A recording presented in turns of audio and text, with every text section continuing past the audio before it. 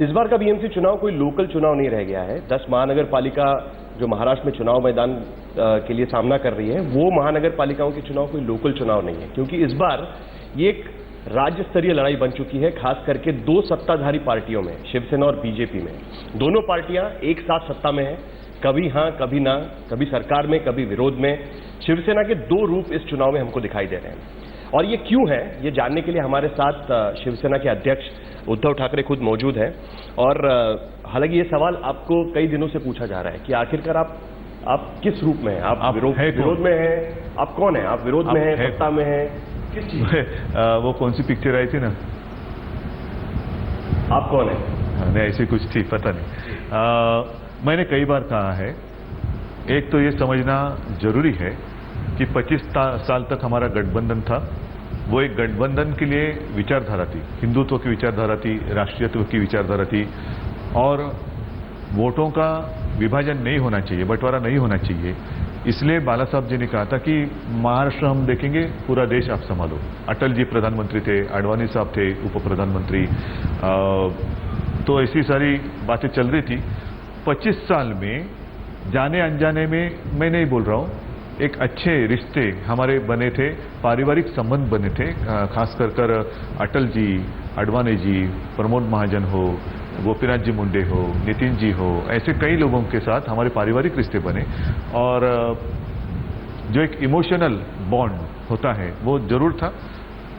और इसीलिए आपका जो सवाल है कि आप हो कौन, हम आपके है कौन, जी एक्चुअली वो ज्यादा, हाँ, ये बीजेपी आपको पूछ रही, हाँ, आप उनके है कौन? हाँ, तो हम तो मानते थे कि हम मित्र थे, और जिस ढंग से, जिस तरीके से उन्होंने विधानसभा चुनाव के दरमियान युति तोड़ी, हमें आखिरी वक्त तक बातों में व्यस्त रखा, और उस समय हम नहीं चाहते थे कि युति टूटे। कई बार मैंने कहा था, और एकनाथ जी ने बाद में ये कह भी दिया कि युति तो हमें तोड़नी ही थी, और वो युति तोड़ने का काम खड़से जी पर सौंपा गया। प्लान था आपको लगता है वैसे? ये खड़से जी ने बताया। आगे आता हूं मैं। फिर मैंने ये सोचा कि चलो विधानसभा चुनाव तो हो गए, मान सम्मान की बात मैं कब तक कहां तक करते रहूं। चलो, बहुत सालों के बाद कांग्रेस तो चली गई, कोई खास पोर्टफोलियो नहीं है, डीसीएम नहीं मिला, लेकिन कांग्रेस के बिना अगर सरकार अच्छा काम कर सकती है तो चलो शामिल हो जाओ। फिर पिछले महीने या 1-1.5 महीने पहले सुब्रमण्यम स्वामी जी यहाँ आए थे मुंबई में, और एक प्रोग्राम में उन्होंने कहा कि विधानसभा की युति जो तोड़ी गई वो ऐसे ही नहीं तोड़ी। तब बीजेपी में ये चर्चा हुई कि अब बाला साहब नहीं रहे। दुख तो इस बात का है, गुस्सा भी इस बात का है कि 25 साल बाला साहब पहाड़ की तरह उनके पीछे खड़े रहे। कोई भी संकट, वो व्यक्तिगत रूप में हो या पार्टी के ऊपर हो, बाला साहब ने झेला और उसका सामना किया, वो चाहे बाबरी के समय का हो या मोदी जी के ऊपर का हो। आप सुब्रमण्यम स्वामी के बारे में तो सुब्रमण्यम स्वामी जी ने यही कहा कि उस समय भाजपा में यही चर्चा थी कि अब बाला साहब नहीं रहे, उद्धव के साथ कोई जा नहीं सकता, उद्धव कुछ कर नहीं सकता, मौका आया है, सेना को खत्म करो।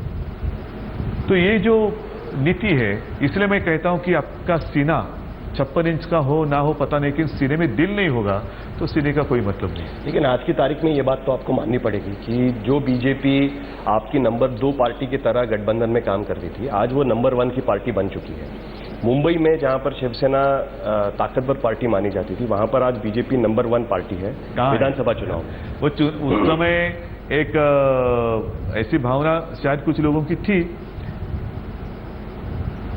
कि युति नहीं टूटनी चाहिए, लेकिन 2 साल में सारे लोग परेशान हुए हैं। मेरा ये कहने का मतलब है कि बीजेपी का दावा ये है कि आज की तारीख में महाराष्ट्र में हम ताकतवर हैं, हमारे 100 से ज्यादा विधायक हैं, चलो शिवसेना नंबर 2 की पार्टी है, मुंबई जैसे शहर में हमारी विधायक शिवसेना से ज्यादा है। ऐसे में शिवसेना को नंबर 2 पोजीशन स्वीकार करने में क्या दिक्कत है? दिक्कत इसी बात की है कि आपके जो जितने सारे विधायक चुनकर आए हैं, आपके अपने कितने हैं और बाहर से लिए हुए कितने हैं। और आज के दिन जिस तरीके से वो गुंडों को ले रहे हैं अपने पार्टी में, पप्पू कलानी को भी ले लिया नंबर 1 होने के लिए। इसका अर्थ ये हुआ है कि हम कुछ भी करेंगे लेकिन नंबर 1 बने रहेंगे। नहीं, ये बर्दाश्त नहीं करेंगे जनता। उनका ये कहना है कि आप उनके प्रधानमंत्री को कुछ भी कहते हैं, आप उनको कहते हैं कि नरेंद्र मोदी तानाशाह है, नरेंद्र मोदी जो फैसले ले रहे हैं उससे देश का नुकसान हो रहा है।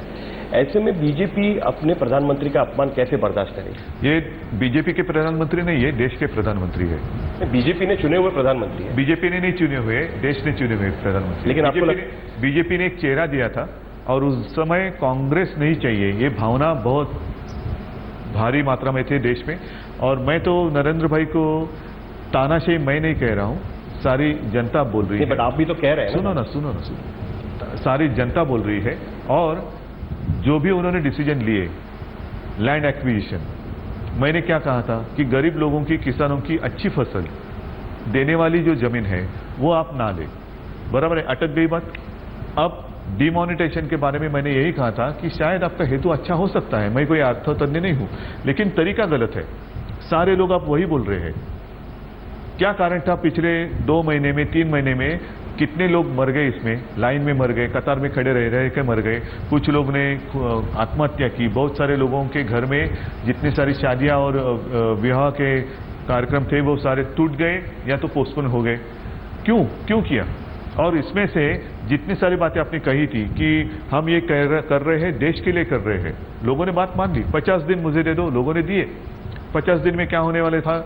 एक तो आतंकवादी हमले रुकने वाले थे, नहीं रुके। कल परसों भी हमले हुए हैं, हमारे जवान शहीद हुए हैं, मतलब आतंकवादी हमले नहीं रुके। काला धन नहीं बाहर आया। अब नीतीश कुमार पूछ रहे हैं कितना काला धन आया बताओ। फेक करेंसी कल परसों ही पकड़ी गई, मेड इन पाकिस्तान। और कितना करप्शन रुक गया। मतलब ये हुआ, आपकी एक लोगों की मान्यता थी ऐसी, कि भावना हुई थी, चलो अच्छा हुआ इस बहाने जो भी रईस लोग हैं उनको मोदी जी ने कतार में खड़ा किया। लेकिन क्या आपने देखा कभी कोई रईस आदमी कतार में खड़ा हो गया? जितने सारे कष्ट उठा रहे हैं, परेशान हो रहे हैं, वो आम लोग हैं, गरीब जनता है। और वो भी अपनी पसीने की कमाई आपने उनको बैंक में जबरदस्ती भरने के लिए कहा, वो भरते हुए मर्यादा डाली। आपकी पसीने की कमाई आप इतना ही डाल सकते हो, ये तो लेकिन बाद में वो निकालने के वक्त भी पाबंदी डाली हुई है और उस समय भी 100 सवाल पूछे जाते हैं। ये कौन सी आजादी है? नहीं, आपकी भाषा से तो ऐसा लगता है कि आप तो विपक्ष की भाषा बोल रहे हैं। जो कांग्रेस के नेता बोलते हैं, जनता की भाषा, जो समाजवादी पार्टी बोल रही है, जो कम्युनिस्ट बोल रहे हैं, जो विपक्ष में बैठे हुए लोग हैं, ममता बनर्जी बोल रहे हैं। मैं नहीं जानता उनकी भाषा, मैं जनता की भाषा बोल रहा हूँ। नहीं, आप तो जनता की मन की बात मैं कर रहा हूँ। इतने संबंध खराब हो गए कि आप कह रहे हैं कि मनमोहन सिंह अच्छे थे, मनमोहन सिंह की सरकार। सामना का एडिटोरियल है जिसमें आपने कहा है कि मनमोहन सिंह की सरकार ज्यादा अच्छी थी। एक मिनट, यही मैं कहना चाहता हूं कि प्रधानमंत्री हमने नरेंद्र भाई को क्यों चुना? देश में बदलाव चाहिए, देश को दिशा देने वाला प्रधानमंत्री चाहिए। और मैं प्रधानमंत्री से ये अपेक्षा कर रहा हूं कि चलो बाकी किसी ने कुछ कहा होगा छोड़ दो, लेकिन आपका जो उद्दिष्ट है उसके लिए आप बाकी सब लोगों को नजरअंदाज करो और आगे चलो। मैंने मनमोहन जी की तारीफ की नहीं की, एक बात आप मानिए या नहीं मानिए, आप बताओ मानेंगे या नहीं मानेंगे। मोदी जी ने कहा कि मनमोहन जी को रेनकोट पहनकर नहाने की कला अवगत हुई है। अच्छी बात है, नहीं है, पता नहीं। मनमोहन जी ने डिमोनेटाइजेशन के खिलाफ पार्लियामेंट में एक स्पीच दिया था, बराबर है। उसके बाद रिजर्व बैंक के जो गवर्नर साहब है उर्जित पटेल साहब, उनको कमेटी के सामने बुलाया गया, कुछ प्रश्न पूछे गए। जब वो प्रश्न पूछे गए तो मनमोहन जी मजा ले सकते थे। अगर मनमोहन जी ने अपना रेनकोट उर्जित जी को नहीं पहनाया होता तो क्या उर्जित जी भीग नहीं जाते? तो मैं यही कहता हूं कि इसमें तू मैं करते वक्त देश सबके सामने होना चाहिए, देश का हित सबके सामने होना चाहिए। और मनमोहन जी तो मजा ले सकते थे लेकिन उन्होंने रोका नहीं। लेकिन क्या आपको लगता है कि मनमोहन सिंह की सरकार ज्यादा बेहतर थी? 2 साल का आपका अनुभव जो सरकार के साथ में है, क्या उससे आपको लगता है कि पहली सरकार ज्यादा ठीक थी? कम से कम बात ऐसे नहीं मैं कह रहा हूं, नहीं तो अन्यथा मैं मोदी जी को समर्थन क्यों करता, मोदी जी का समर्थन क्यों करता? जो अपेक्षा मुझे मोदी जी से है वो तो कहना मेरा काम है, इसलिए मैंने भी तो आप कह रहे हैं वो अपेक्षाएं पूरी नहीं हो रही। वो इसलिए मैं कह रहा हूं, क्या पाकिस्तान को आपने सबक सिखाया? क्या स्विस बैंक से जो आपने वादा किया था, स्ट्राइक किया, उनका कहना है स्विस बैंक से काला धन लाया? क्या कॉमन सिविल कोड बनाया? राम मंदिर का मुद्दा आप हर वक्त लेते हो, क्या राम मंदिर बनाया? सर्जिकल स्ट्राइक जरूर किया, मैंने स्वयं प्रधानमंत्री जी का अभिनंदन किया, नरेंद्र भाई को मैंने खुद फोन किया और मैंने यही कहा कि नरेंद्र भाई आप ऐसे ही रहो, हम आपके साथ हैं। लेकिन पाकिस्तान को एक ही बार ऐसा सबक सिखाओ कि दोबारा वो उठकर तिरछी आंख से हमारी ओर नहीं देखेगा। उद्धव जी, क्या हम ये मान के चले कि क्या यही कारण है कि इसके वजह से आप ये कह रहे हैं कि अभी जो महाराष्ट्र में सरकार चल रही है वो नोटिस पीरियड पर है? ये जो आपने कहा, वो क्या इसी वजह से कहा कि आपका भ्रम निराश हो चुका है, नोटिस पीरियड, आपका भ्रम टूट चुका है सरकार? नोटिस पीरियड मेरा शब्द नहीं, वो मुझे पूछा गया तो मैंने कहा मान लो। वो इसलिए मैंने आगे तो युति नहीं करने का फैसला किया है चुनाव के लिए।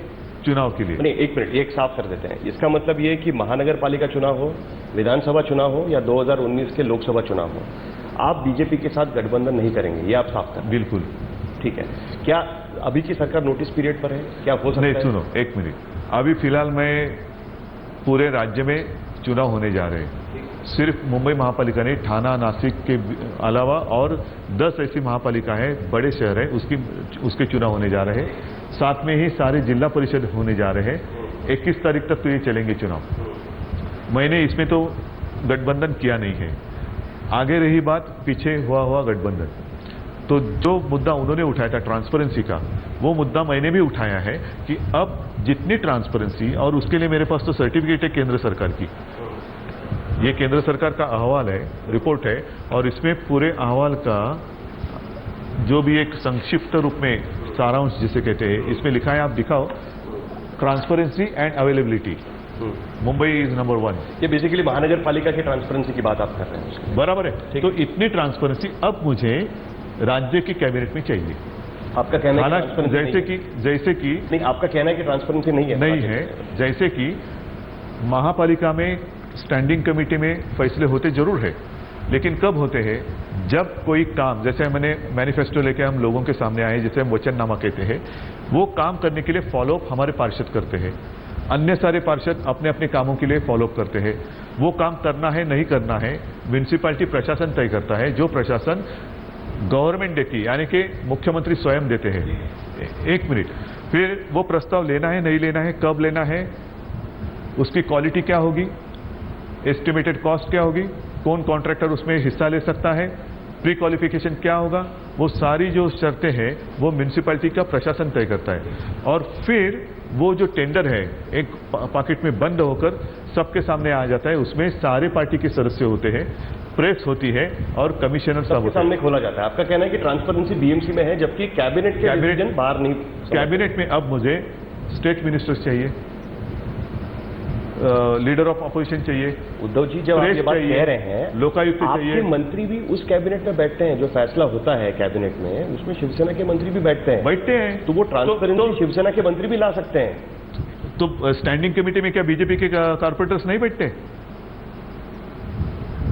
बीजेपी के कारपोरेटर्स नहीं बैठते स्टैंडिंग कमेटी में? कांग्रेस के कारपोरेटर्स नहीं बैठते? एनसीपी के नहीं बैठते? प्रेस नहीं बैठती है? कि आप महाराष्ट्र के बाहर जाकर चुनाव लड़ रहे हैं, आप यूपी में चुनाव लड़ रहे हैं, गोवा में आपने चुनाव लड़ा। कुल मिलाकर आपकी पूरी स्ट्रेटेजी ये दिख रही है कि जहां जहां बीजेपी चुनाव में अपना या आजमा रही है, वहां वहां पर शिवसेना उनके खिलाफ खड़ी हो। नहीं, जहां जहां पर बीजेपी दांव पर है, वहां वहां पर शिवसेना उनके सामने खड़ी। मेरा सुनो, मैं इतनी गंदी राजनीति करने वालों में से नहीं हूं कि सिर्फ बीजेपी को हराऊं। नहीं, इतनी गंदगी मेरे मन में नहीं है, मेरे दिल में नहीं है। मैं तो चुनाव लड़ रहा हूं, इसलिए लड़ रहा हूं कि उस जमाने में 25 साल हमने हमारे अन्य राज्यों के जितने सारे कार्यकर्ता हैं उनको रोक लगाई थी कि चुनाव मत लड़ो, हिंदू वोटों का बंटवारा हो जाएगा, सरकार किसी और की आ जाएगी, कांग्रेस की सरकार आएगी और फिर से यही जो चल रहा है वो आगे चलते रहेगा। और इसीलिए हमने हमारे जितने सारे कार्यकर्ता थे उनको रोक लगाई थी। उसका परिणाम ये हुआ कि वो बहुत सारे चले गए बीजेपी में। लेकिन अब जहां तक अन्य राज्यों की बात है, वहां तो कभी हमारी युति थी ही नहीं। हमने तो रोक लगाई थी, बिना युति की भी हमने ये रोक लगाई थी। आज जब मैंने नई शुरुआत की है तो गोवा में हम लड़ रहे हैं। गोवा में कुल 40 सीटों में हम सिर्फ 4 लड़ रहे हैं। उनमें से 4 में से एक अनफॉर्चुनेटली हमारा जो फॉर्म था वो रिजेक्ट हो गया। वहां की जो रीजनल पार्टी है महाराष्ट्रवादी गोमंतक पार्टी, उसको हमने सबसे ज्यादा सीटें दी है। फिर गोवा सुरक्षा मंच सुभाष वेलिंगकर जी, उन्होंने भी सीटें ली है। उत्तर प्रदेश में हम लड़ रहे हैं और अच्छा प्रदर्शन हो रहा है। आप चुनाव प्रचार में जाने वाले हैं? मेरी इच्छा जरूर है और वहां हमारे जितने सारे प्रत्याशी हैं उनकी चुनाव सभा में देख रहा हूं, रैली देख रहा हूं, बहुत ही बढ़िया। आप तो अखिलेश यादव के काम की तारीफ भी कर रहे हैं। अखिलेश की तारीफ मैंने इसलिए की थी और की है, नौजवान है, बीच में पारिवारिक संघर्ष जो हुआ, कुछ लोगों का कहना है कि उनके परिवार में भी झगड़ा लगाने की कोशिश की गई, उनको अलग करने की साजिश थी, पता नहीं, वो जाने और उनका झगड़ा जाने, लेकिन उससे वो बाहर निकले और लोगों के सामने आए, इसलिए मैंने उनकी तारीफ की, जरूर की। काम जो भी अच्छा किया, लेकिन साथ ही साथ हमारी विचारधारा जो है वो लेकर भी हमारे प्रत्याशी मैदान में हैं और मैं तो चाहता हूं उनके प्रचार के लिए मैं जाऊं। समय मिलेगा तो मैं जरूर जाऊंगा, लेकिन मुझे पक्का भरोसा है उनमें से कुछ ना कुछ इस बार तो जरूर जीतेंगे और उत्तर प्रदेश में भी हमारा भगवा लहराएगा। चुनाव के पहले तक शिवसेना बीजेपी एक दूसरे के खिलाफ बोल रही थी, चुनाव के बाद दोनों साथ में आए।